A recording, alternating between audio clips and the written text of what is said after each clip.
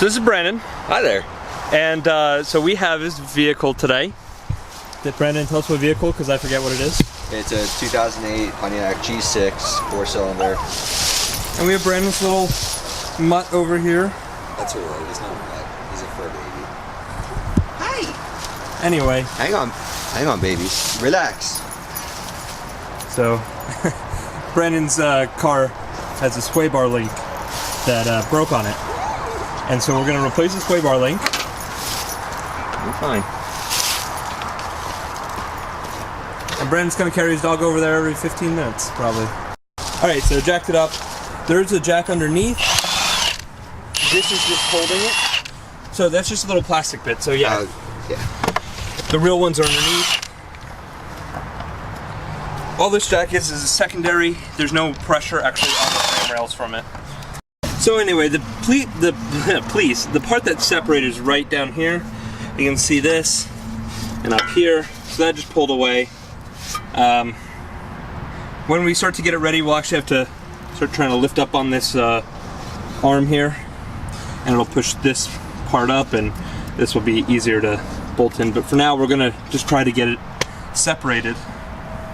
I'm just gonna use the impact wrench there and just remove that. If it doesn't come off, we have the torch and we'll apply heat.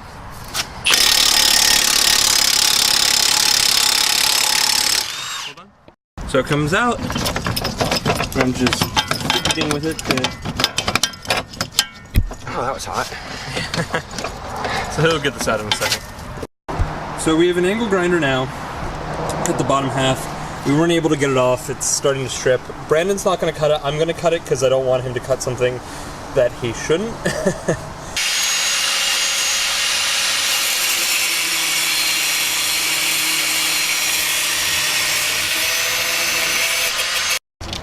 So these are all the parts that Trevor took off. As you can see, he cut through here.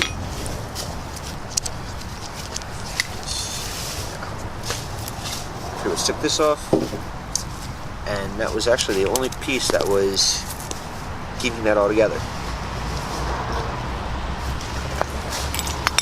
Now, It's time for the new parts.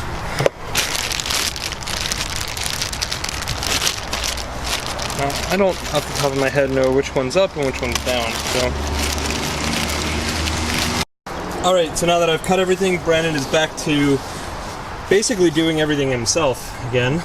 Again. So this is the camshaft, right? You wouldn't know any different. So the way I would do it is I do the top first. We might want to move those stones that we were using. Okay. So I would probably move the stones first so you have more wiggle room. Here, I'll move those real quick while you're... One snugged. He's going to do the bottom one, and then we'll torque them down to the proper torque. Just getting it so that way we can release the thing there, the jack. Double check the torque, so now we're going to put the wheel back on. So I gotta figure out what that one is. I'll put those in my pocket if you want. Have to find that other one. So I showed Brandon how to use a torque wrench. We set it to 100 foot-pounds. It's usually what wheels are kept right around. So he's going to tighten it down. Now he's never used one before, so he's going to figure out how long until it'll be tight enough for him. I do have another style which I could show him, but boom, you're at 100 foot-pounds. Alright, now Brandon lowered the car. He's going to do it one more time. Yep. So in the end, it's worth looking why these parts failed. Now this was a greaseball model for the sway bar and links. And if you look at this, light doesn't do it a lot of justice, but this is dry in here. And what happened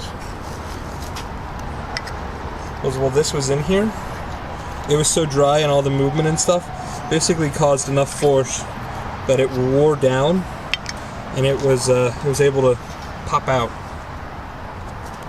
And you can see where we cut it and how it came out. But it's really neat when you start to look at why the failure of it. Now, if we flip this over, it kind of looks like someone actually took a chance at trying to grease this once before. Flip this one, you can look at this one here.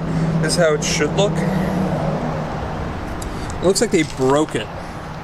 So I don't know if it was possible that it was broken and over time water and debris got in there, or something got in there and basically made the grease come out. I mean, it's very possible.